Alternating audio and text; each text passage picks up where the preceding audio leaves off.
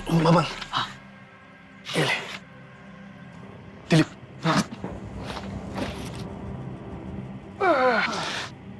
Signal पता है ना? हाँ। देकर जल्दी वापस आना। जाओ।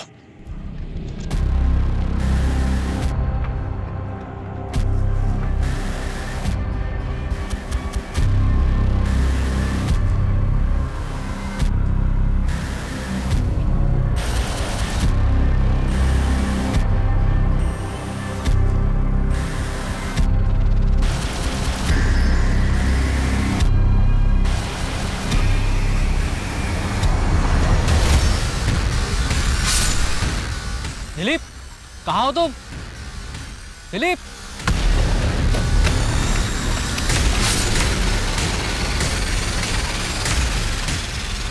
कौन है? चंदू, चंदू।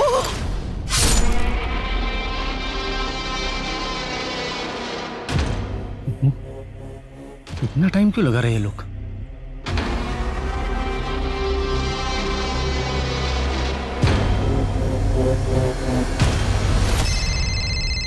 हेलो नंदा, क्या है? अरे मैं तो बस पूछ रही हूँ आप कब तक लौटोगे? जैसे ही काम खत्म होता है घर आ जाऊंगा। अब मेरा दिमाग पर। हेलो, क्या हो गया? हेलो,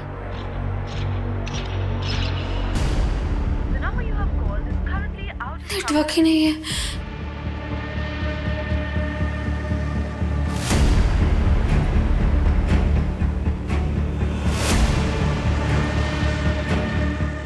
बबन, दिलीप,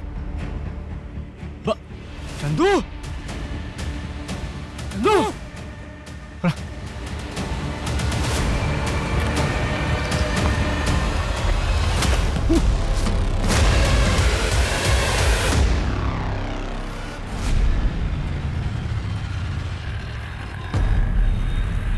मनीष तू गप्पा बसा। लेकिन आई तू ऐसा कर कैसे सकती है? प्रॉपर्टी माझी है, इसमें से मैं तुझे कुछ भी नहीं देने वाली हूँ। अरे अगर ये जमीन तेरे नाम पे कर देना तो तू उसे भी बेच के खाएगा। पहले 2 रुपए तो कमा के दिखा मुझे, हैं? अक्खा दिन नवालीगिरी करके घूमता है। तेरे को पहले ही बोल रहा हुआ, उस जमीन पर मेरा भी हक है। चुपचाप उसे मेरे नाम पे कर दे वरना तुझे घर से बाहर निकाल दूंगा, समझी? तू मुझे घर से बाहर निकालेगा? ये मेरा घर है और ये हरकत फिर से की ना, मैं तुझे घर से बाहर निकाल दूंगी। अगर आइंदा मुझे घर से बाहर निकालने की बात की ना तो।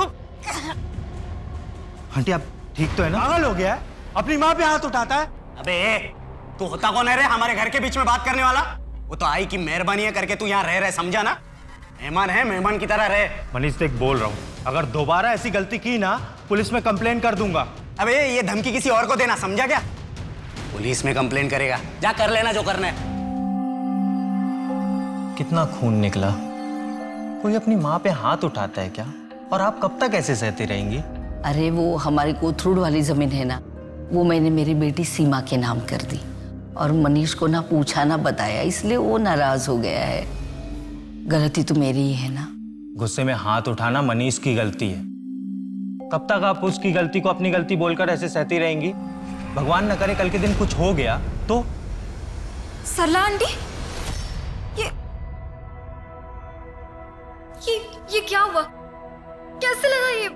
आप ठीक हो ना? अरे काव्या बेटा, बस वो मैं फिसल गई और मुझे चोट आई, लेकिन पंकज ने देखो ना पट्टी करके दी है मुझे। फिर झूठ ना, ये मनीष ने किया है ना? मेरे ही पिछले जन्म के कुछ भोग होंगे जो तुम दोनों मेरे बच्चे नहीं हो। आंटी हम बच्चे ही तो हैं आपके। देख सीमा, मैं तुझे प्यार से बोल रहा हूँ, वो जमीन चुपचाप मुझे वापस कर दे। काव्या, हाय काव्या। शट अप मनीष, तुम्हारे जैसा गिरा हुआ इंसान मैंने आज तक नहीं देखा है। चलिए आंटी।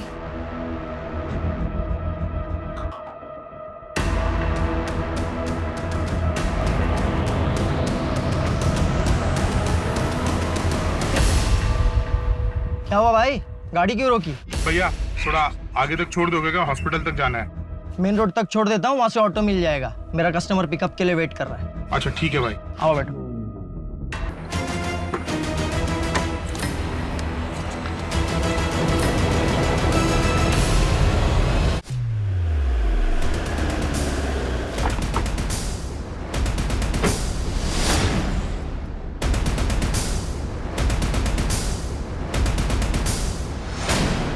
आइए सर।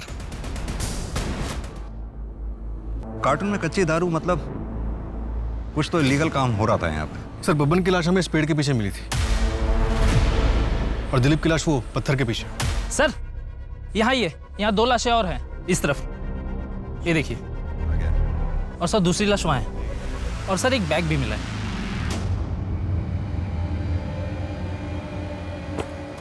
लेकिन सर इसमें सिर्फ कागज के टुकड़े हैं, ये देखिए।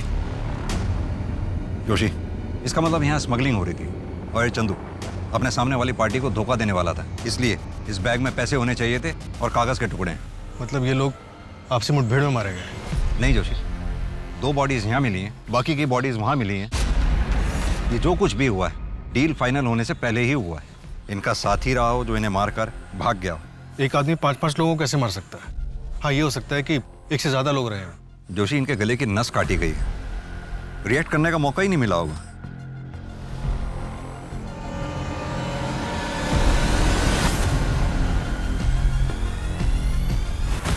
फॉरेंसिक टीम को बुलाओ, इसे एनालिसिस के लिए भेजो। जोशी, तुम्हें कुछ गंध सी नहीं आ रही, जैसे कोई खुशबू इत्र वगैरह की हो? आतर हल्की हल्की आ तो रही है। सर यहाँ पीछे वाले रास्ते पे भी एक लाश मिली है। सर कंट्रोल रूम से इंफॉर्मेशन मिली है, राजेंद्र नगर के बैक रोड पर एक कैब खड़ी है, उसमें खून के धब्बे हैं। चलो।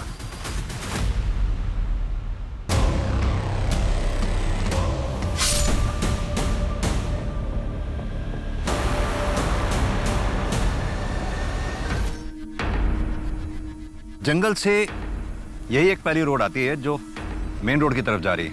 ये इत्तेफाक नहीं हो सकता। गावड़े, एक काम करो, आसपास के घर में पता करो कहीं सीसीटीवी लगा हुआ या किसी ने कुछ देखा हो। शर्मा, इन लोगों की स्टेटमेंट ले लो और यहीं रुकना, मैं कैब देख कर आ रहा हूँ।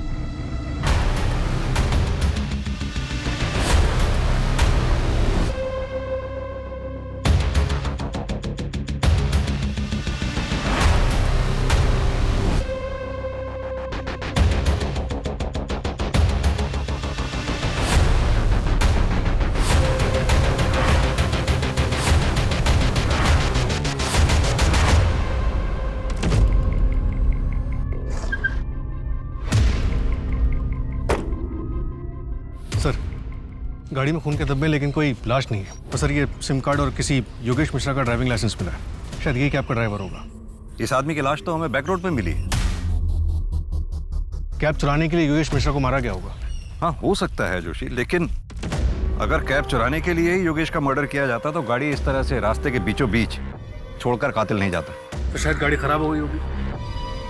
और सर एक और बात, गाड़ी में सेम इत्र की खुशबू आ रही है जो हमें जंगल वाली बॉडीज में मिली थी। चेक करो।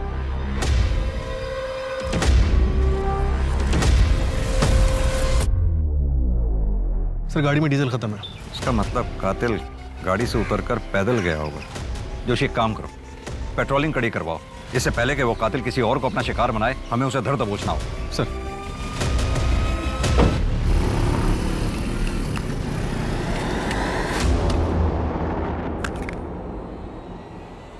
अरे भाई साहब, अरे भाई साहब क्या हुआ? अबे अबे पागल हुआ क्या?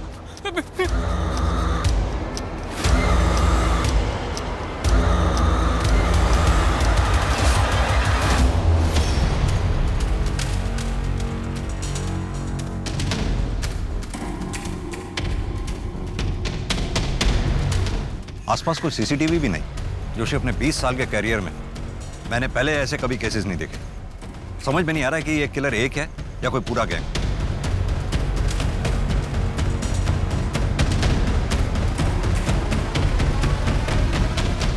सर ये दवाइयों का बिल है। केमिस्ट शॉप से पता करो ये बिल किसे इशू हुआ। सर हेलो, क्या?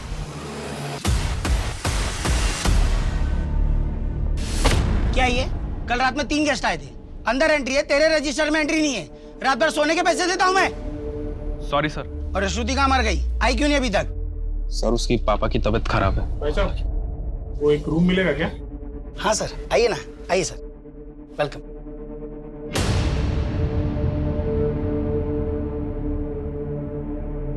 नाम क्या है sir? Lucky Tiwari. Sir Aadhaar card please. Sir सुबह 8:40 की लकी तिवारी के नाम से एंट्री है, लेकिन कोई आईडी प्रूफ नहीं है। लकी तिवारी, जाहिर है कातिल ने अपना असली नाम तो बताया नहीं होगा।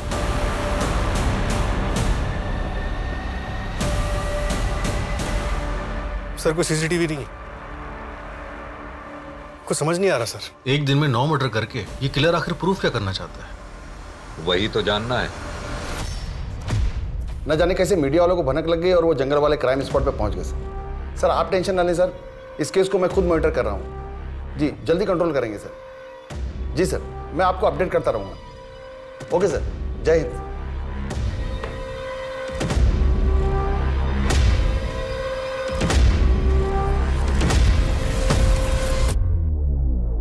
इस हत्याकांड के इन्वेस्टिगेटिंग ऑफिसर से मेरी बात कराओ तुरंत। और हाँ, उस विजय सिंह की पूरी डिटेल चाहिए मुझे। अरे विजय, क्यों भड़का रहे लोगों को मेरे खिलाफ? भड़का नहीं रहा हूँ शेट्टी साहब, उनको उनका हक दिला रहा हूँ जो आप नहीं देना चाहते। कौन बोला है? 1 महीने का पगार एक्स्ट्रा दे रहा हूँ, समझा ना? और तू ज्यादा लीडर मत बन। लीडर बनने का कोई शौक नहीं है मुझे। 3 महीने का पगार दे दीजिए वरना क्या? वरना क्या? जानता है मैं कौन हूँ? हाथ मत लगाइए शेट्टी साहब, वरना अंजाम अच्छा नहीं होगा। अंजाम तो बेटा मैं अब तुझे दिखाता हूँ क्या होता है। क्या? कच्ची दारू? नहीं सर, वो मैं पहले करता था, अभी वो बंद कर दिया। अभी सिर्फ देसी दारू, वो भी लीगल है सर। ये कच्ची दारू का धंधा विजय करता होगा सर, मेरे पीठ पीछे। विजय के साथ झगड़ा हुआ था तुम्हारा? हाँ सर, वो विजय मेरे वर्कर्स को मेरे खिलाफ भड़का रहा था, लेकिन उसके इस काले धंधे के बारे में मेरे को कुछ नहीं पता। ये हाथ पे निशान कैसा है? ये सर वो राखी बंधाई थी, टूट गई। क्यों सर?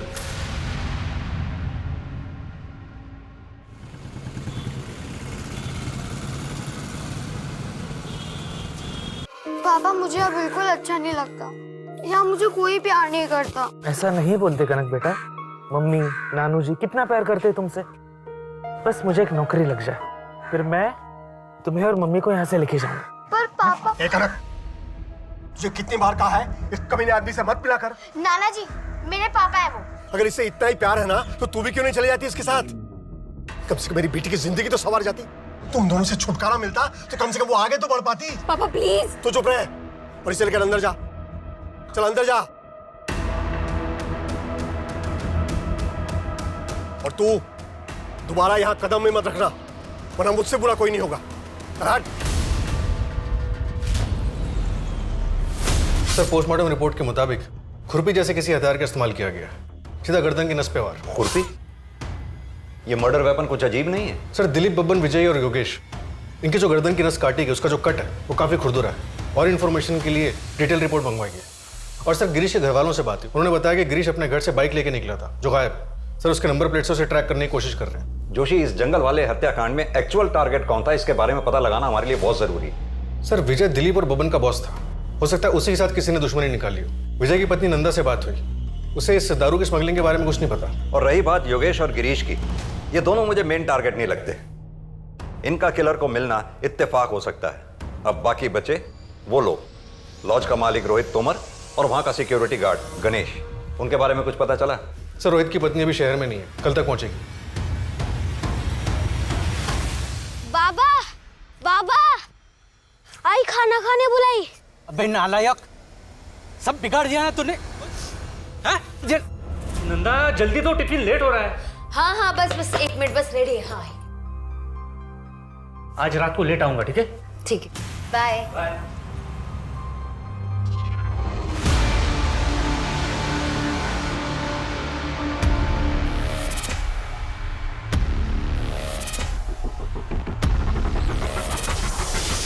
विजय, तुम्हारा ने हमें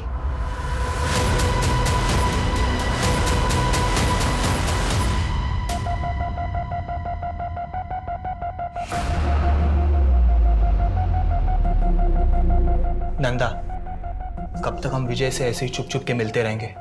तुम चलो, हम कहीं भाग चलते हैं। तुम पागल हो गए हो क्या? मैं ऐसा भाग नहीं सकती। जैसा चल रहा है ना वैसे चलने दो। इसका मतलब विजय जब तक तुम्हारी जिंदगी में है, तुम शादी नहीं करोगी।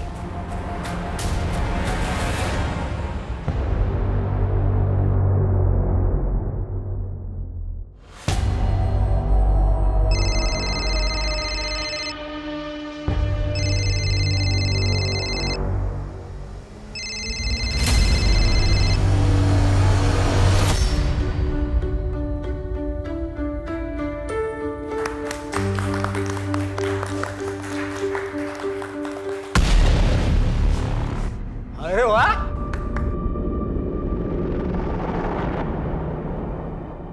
तुम तो बड़ी खूबसूरत लग रही हो। और ये मनीष, बे पता है जा रहा हूं, लेकिन तू शादी भले ही इससे कर रही है, स्वागत तो नहीं मनाऊंगा ना।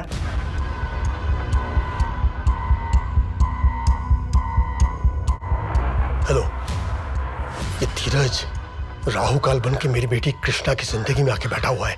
जब तक ये रहेगा तब तक मेरी बेटी आगे नहीं बढ़ पाएगी, इसलिए इसे तुरंत रास्ते से हटाना होगा, कैसे भी, और आज ही।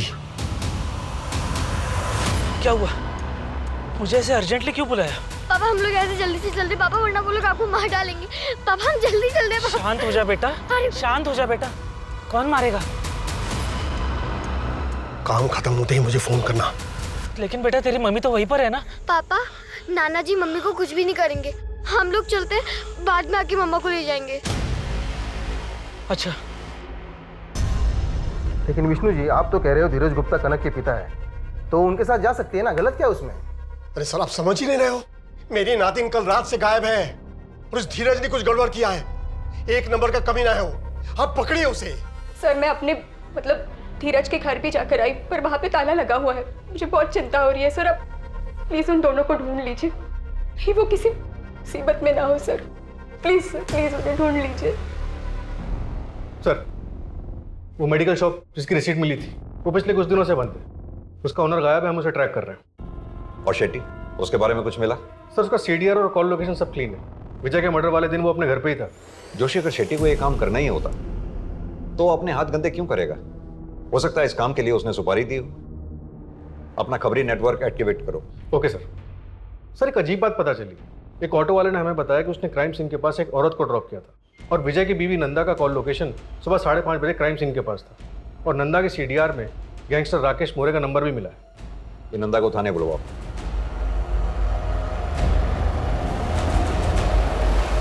सर वो जो कैब में सिम कार्ड मिला था वो किसी बंटी सिंह के नाम पे रजिस्टर्ड है, शिवाजी नगर का एड्रेस है। तुरंत वहां के लिए निकलो, शायद कुछ हाथ लगे। अरे मैं तो बस पूछ रही हूँ आप कब तक लौटोगे? जैसे ही काम खत्म होता है घर आ जाऊंगा। अब मेरा दिमाग मत। हेलो, क्या हो गया? हेलो,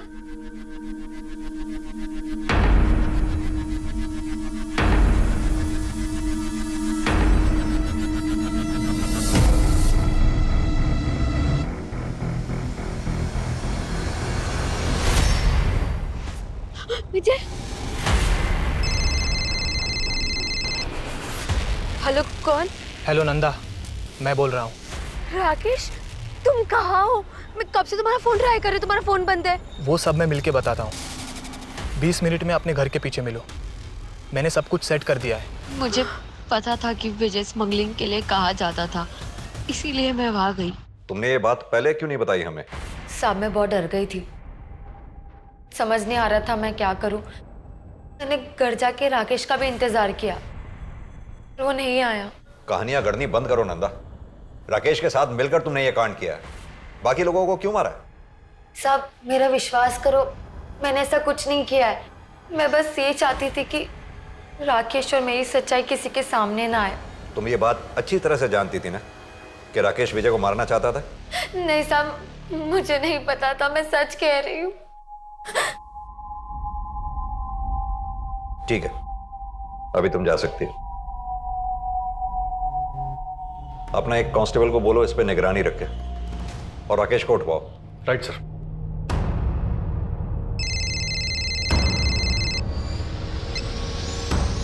जय हिंद सर। केस का क्या स्टेटस है सिंह? सर ये विजय कच्ची दारू स्मगल करता था, हम स्मगलिंग का एंगल भी इन्वेस्टिगेट। नहीं मुझे नहीं लगता कि विजय की वजह से इतने मर्डर हुए होंगे। तुम बाकी विक्टिम्स पे ध्यान दो। हाँ सर, बाकी एंगल भी स्टडी कर रहे हैं हम सर। और वो स्मगलिंग वाले एंगल में ज़्यादा घुसने की ज़रूरत नहीं है, वहाँ कुछ नहीं मिलेगा तुम्हें। ओके सर, जय हिंद सर।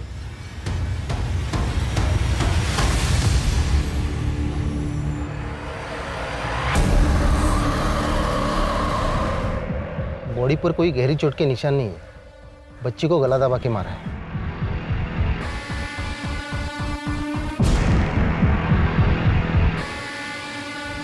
बॉडी पे चोट के निशान तो नहीं है, शायद ये खून धीरज का ही है।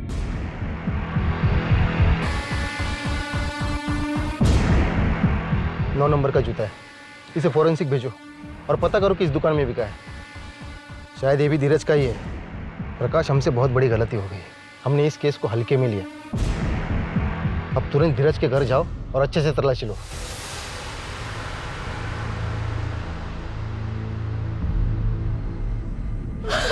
कनक, बच्ची उठो ना मेरी बेटी, क्या हो गया तुझे?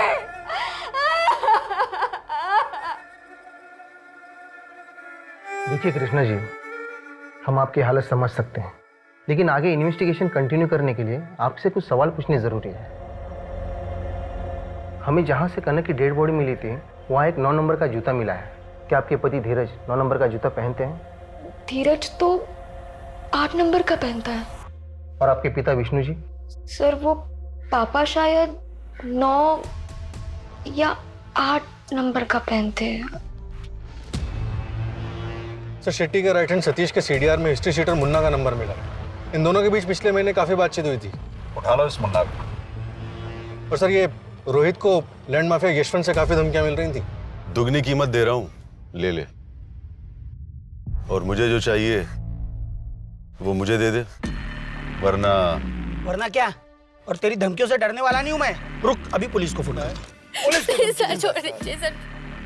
लो, छोड़ दिया। लेकिन ये तो अभी ट्रेलर है भाभी जी। समझाओ अपने पति को, अगर इसे कुछ हो गया तो आपको कौन संभालेगा? वैसे संभाल तो हम भी लेंगे। समझाओ इसे। चल रे। लैंड माफिया, जमीन के लिए मर्डर करना या कराना आम बात हो गई है आजकल। ये रोहित के मर्डर के वक्त लैंड माफिया यशवंत कहाँ था? शहर में नहीं था सर। अगर रोहित इसका टारगेट था तो फिर इसने विजय और उसके लोगों को क्यों मारा होगा? सर, यशवंत और शेट्टी दोनों पुराने दोस्त हैं। यानी कि इन मर्डर से दोनों को फायदा हो रहा था। एक तीर से दो निशाने। किस बात का कन्फेशन?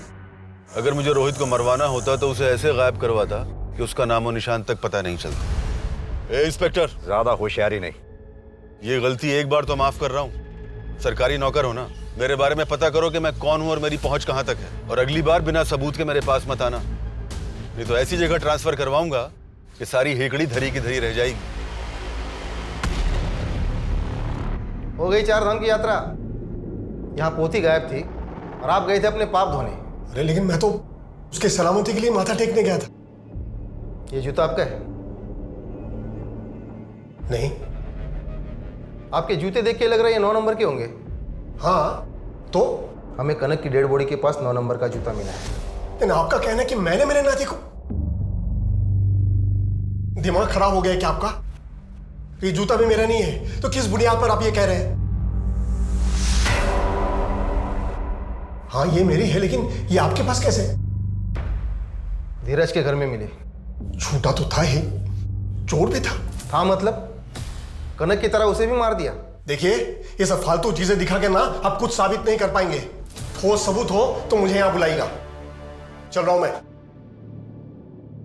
सर, एक एनजीओ है आरजू, जहाँ पे वॉलंटियर्स भंडारा करते हैं और मेला लगाते हैं, जहाँ पे लोकल लोगों की बनाई हुई चीज़ों को बेचा जाता है।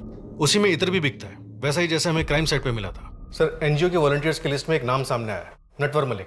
और मेडिकल शॉप के ओनर ने बताया कि जो रिसीट बनाई गई थी वो किसी नटवर के नाम से बनाई गई थी, और जो दवाई ली गई थी वो बिना डिटेल्स के बेची नहीं जा सकती। जोशी, अगर ये नटवर ही किलर है तो बहुत शातिर खिलाड़ी है ये। परफेक्ट कवर लिया है इस एनजीओ का उसने। तूने पैदा किया ऐसे औलाद को।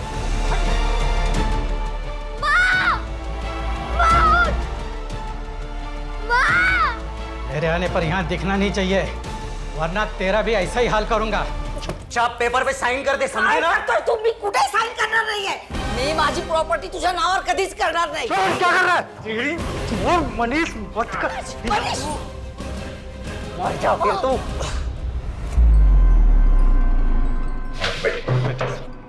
नटवर यही एनजीओ होम में रहता था, लेकिन 4 महीने पहले वो किसी को बिना कुछ बताए यहाँ से चला गया।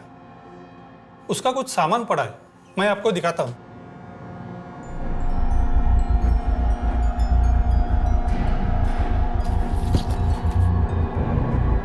उससे कोई मिलने भी आता जाता था यहाँ? उसका एक दोस्त था, वो भी कभी कभी यहाँ वॉलंटियरिंग करने आता था और दोनों साथ में ही रहते थे। उसके दोस्त की या उसकी कोई फोटोग्राफ या डिटेल होगी आपके पास? ऐसे वॉलंटियर्स की कोई डिटेल्स हम नहीं रखते। एक बात बताइए, आपके एनजीओ के स्टॉल पे जो इत्र बिकता है, कौन बनाता है उसको? एक बूढ़ी औरत है, यही पास वाले गांव में रहते हैं। नटवर का दोस्त रॉय वही उनसे इत्र लेकर बेचता था। नटवर बहुत ही सीधा साधा आदमी है, वो यहाँ बस सिर्फ सेवा करने आता था और बस अपने काम से काम रखता था। गरीबों को खाना खिलाकर बहुत अच्छा लगता है, उनकी मदद करता हूं तो सुकून मिलता है। एक नया दोस्त बना है, मेरे जैसा ही है, शायद एक नए रिश्ते की शुरुआत है, मिलकर दूसरों की मदद करेंगे। लोअर मिडिल क्लास का लड़का लगता है, जिसके जनरल इश्यूज हैं, सोसाइटी की मदद करना, कम्युनिटी को खाना खिलाना। ऐसा लड़का किसी के मर्डर क्यों करेगा? सर लेकिन इसकी डायरी हैंडराइटिंग एक्सपर्ट से एनालाइज कराने के बाद ये समझ में आता है कि इस आदमी का हाथ कांपता है। ठीक वैसे ही जैसे कुछ मर्डर विक्टिम्स के घाव क्लीन थे। सर हो सकता है कि ये 2 अलग अलग लोग। कौन है? चंदू। चंदू। सर डायरी के एंट्रीज में जगह जगह पे ये नाम यूज हुए हैं, बंटी, नटवर, लक्की, और भी नाम, Ricky, Roy, mister A. Joshi, अभी जो नाम तुमने लिए उन नामों पर जरा गौर करो। Natwar, Bunty, lucky, Roy, mister A, ये जितने भी नाम हैं सभी फेमस फिल्म्स के फेमस किरदारों के हैं, जो कॉनमैन थे, यानी कि ठग।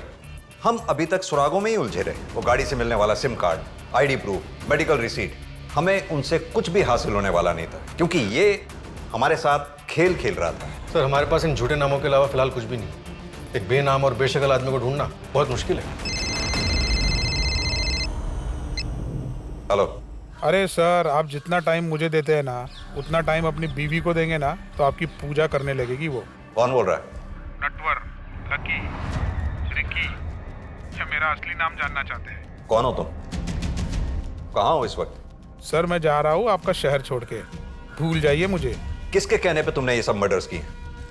मेन टारगेट कौन था तुम्हारा? नटवर, बंटी, लकी, तुम जो कोई भी हो, कोई तो वजह होगी तुम्हारे पास मुझे कॉल करने की। अरे वजह आप हो सर, वैसे आप गलत जगह ढूंढ रहे हैं। मर्डर की वजह घर के बगल में है। हेलो, घर के बगल में मतलब? सर मैं नंबर ट्रैकिंग पे डालता हूँ और जितने भी सस्पेक्ट्स हैं सबके नेबरहुड में देखता हूँ। कुछ नहीं हासिल होने वाला उससे, ये सिर्फ हमें गुमराह कर रहा है, खेल रहा है हमारे साथ। जोशी, इन नामों का सहारा लेकर अभी तक जितने भी क्राइम हुए उन सब की डिटेल्स चाहिए मुझे।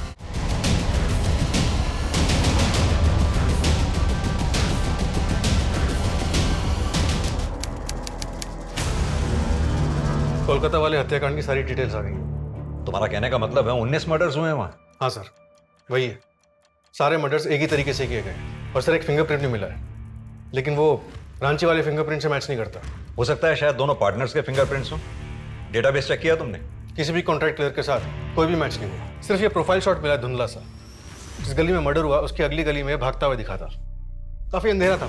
इसकी गर्दन पर कोई चोट का निशान है या फिर कोई टैटू हो सकता है। एक काम करो, ये प्रोफाइल फोटोग्राफ लैब में भिजवाओ और अपने सुपरविजन में क्लीन करवाओ, शायद कोई टैटू का डिजाइन मिल जाए। मिस्टर नटवर, कहां छुपे हो तुम?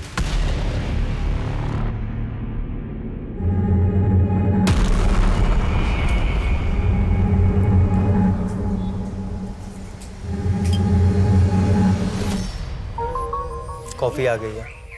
आ रही हूँ।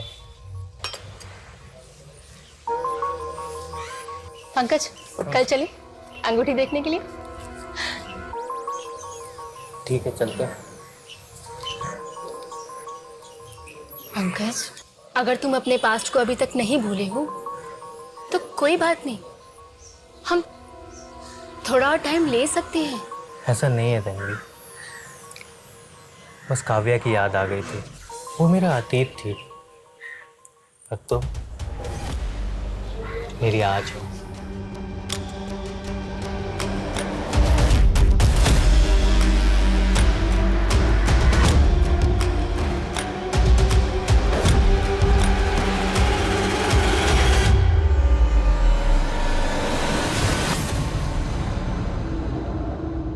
रुको,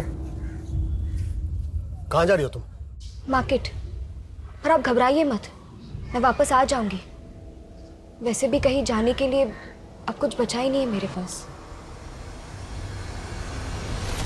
सर, पुणे के केस के बारे में पता चला है, लेकिन 2016 का है। कितने विक्टिम्स थे? 2। सरला दीक्षित, किलर की अपनी माँ, और उनके पड़ोसी काव्या दवे। अपनी माँ? ये कंफर्म्ड है? किलर का नाम है मनीष दीक्षित। ये रहा उसका फोटो। अपनी माँ के मर्डर केस में प्राइम अक्यूज्ड है। ठीक उसी तरह से खुरपी से मारा गया था। इनके साथ एक आदमी रहता था, पंकज, जो इस केस का प्राइम विटनेस है। सर, पिछले 4 साल से पुलिस प्रोटेक्शन में।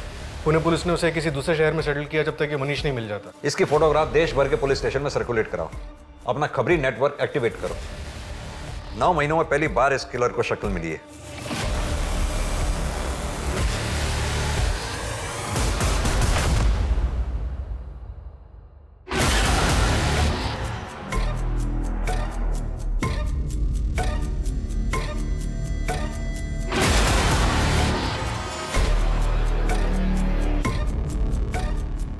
सर, मनीष को भोपाल में देखा गया है। वहाँ के एक चाय वाले ने भोपाल पुलिस को इन्फॉर्म किया।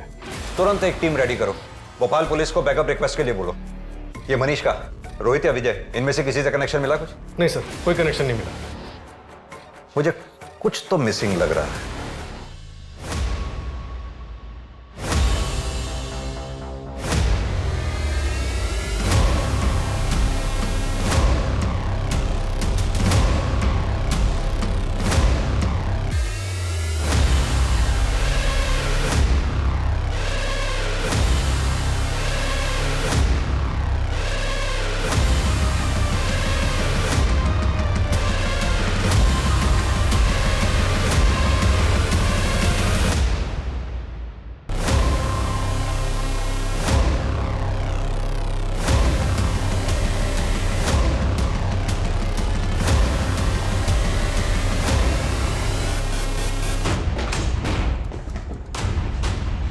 जोशी, गावड़े, उधर देखो। तुम मेरे पीछे आओ। तन्वी, ठीक तो हो तुम? देखो जरा, कहाँ है जोशी?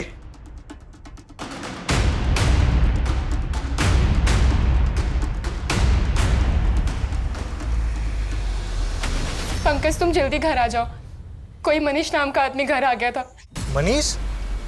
तन्वी सुनो, तुम घबराओ मत, मैं अभी आ रहा हूँ। सर, हमने भोपाल के सभी एग्जिट पॉइंट्स पे नाकाबंदी कर रखी थी सर, बट अनफॉर्चुनेटली मनीष हमारे हाथ से निकल गया। शायद शहर छोड़कर बाहर जा चुका है। But sir, I promise, next time उसे अपने हाथ से नहीं निकलने देंगे। जय हिंद सर। सर, मनीष के बैग से उसके फिंगरप्रिंट्स मिले, लेकिन वो रांची और कोलकाता के फिंगरप्रिंट से मैच नहीं होते हैं। मुझे इस केस से जुड़ी सारी फाइल्स चाहिए। कुछ तो है जो हम मिस कर रहे हैं।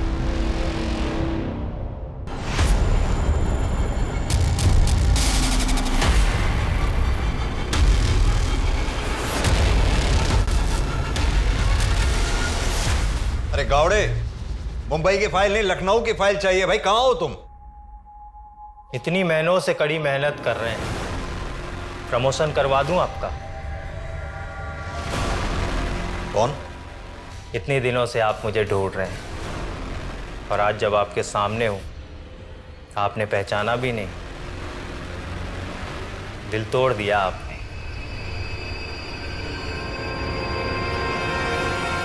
डायरी हैंडराइटिंग एक्सपर्ट से एनालाइज कराने के बाद ये समझ में आता है कि इस आदमी का हाथ कांपता है।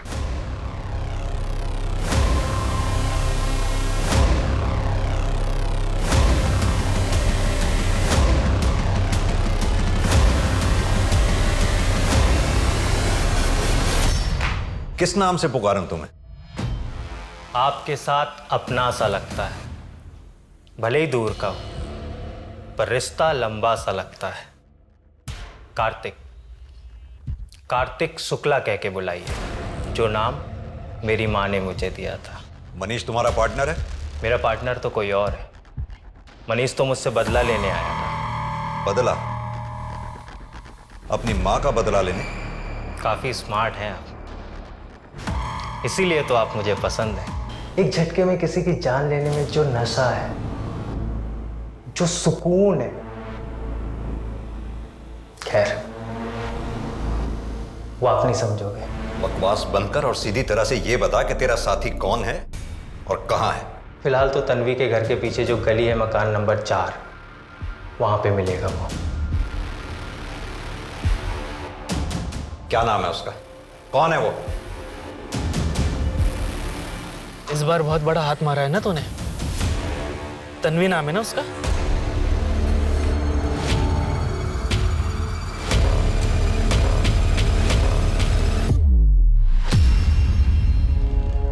बेटा मुझे माफ करना, तेरी नानू को ऐसा फंसाऊंगा कि पूरी जिंदगी जेल में सड़ेगा वो।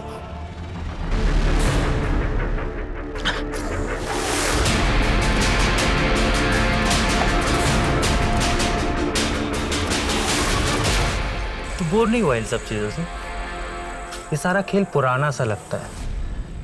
अब लोगों को मारना इतना आसान हो गया है, कोई मजा ही नहीं रहा यार अब इन सब चीजों में। तुझे आना है तो आ, वरना मत आ। मैं अकेले हाथ साफ कर लूंगा उस पर। चल ठीक है, कल का प्लान करते हैं।